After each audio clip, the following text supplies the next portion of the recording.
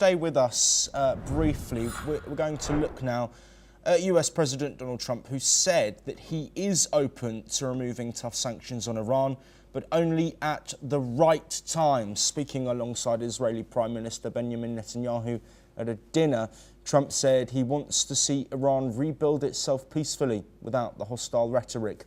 He referenced the recent decision to lift some sanctions on Syria as a model, saying similar steps could be taken if Iran changes course. Trump made clear that he wants a future where Iran focuses on reconstruction, not threats. The remarks signal a potential shift in US approach amid tense regional ties and continued nuclear talks. Let's once again listen in to US President Donald Trump. You have scheduled Iran talks, and they want to talk.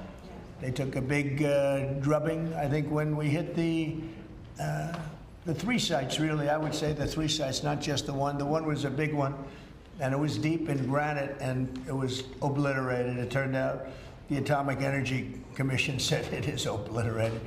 I would just want to take our hats off to those incredible flyers, the people that flew that big machine, and frankly, the mechanics and everybody else. I mean, they had zero. They flew for 37 hours with zero problem mechanically. I mean, when you think in carrying the biggest bombs ever, the biggest bombs that we've ever dropped on anybody, when you think non-nuclear, and we want to keep it non-nuclear, by the way.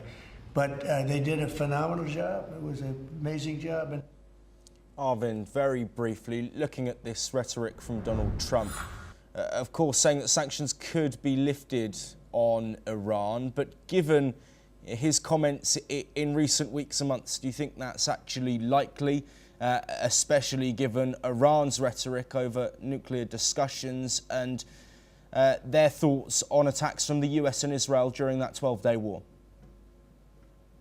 Yeah, that is very difficult to really predict, because Iran,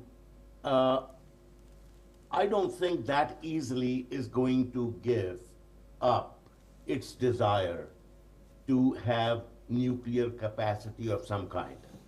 I hope it does, because none of the countries in that neighborhood want to see Iran having a nuclear device.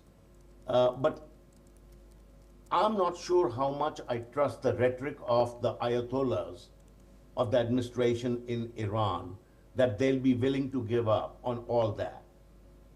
And I think the president is not going to give up on the sanctions willy-nilly.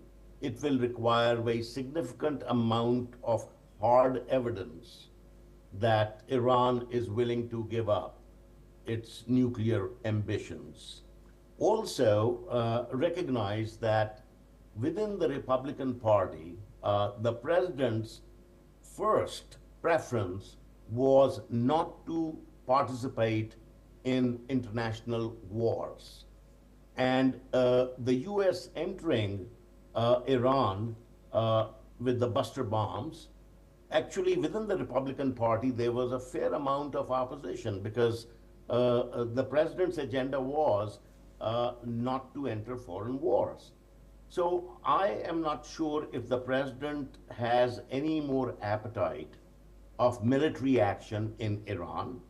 And the question is, through negotiations, because frankly, that's the only way forward, how much can be extracted out of Iran to ensure that it is giving up its nuclear ambitions? And I think that's a very tall order to the point that the president removes all the sanctions on Iran. So that really remains to be seen. And also what remains to be seen is how the peace initiative between Israel and Hamas shakes out, because the possibility of Saudi Arabia normalizing relations with Iran, that shape of that whole region of Middle East really is unclear. There are many unanswered questions which really have a bearing on the US reducing or removing its sanctions on Iran. So my long-winded answer to that question is, actually, I don't know, and I don't think too many people know that, because we just don't know what the Iranian reaction will be to be willing to give up on their nuclear ambitions. Yes, absolutely. Arvind, thank you ever so much.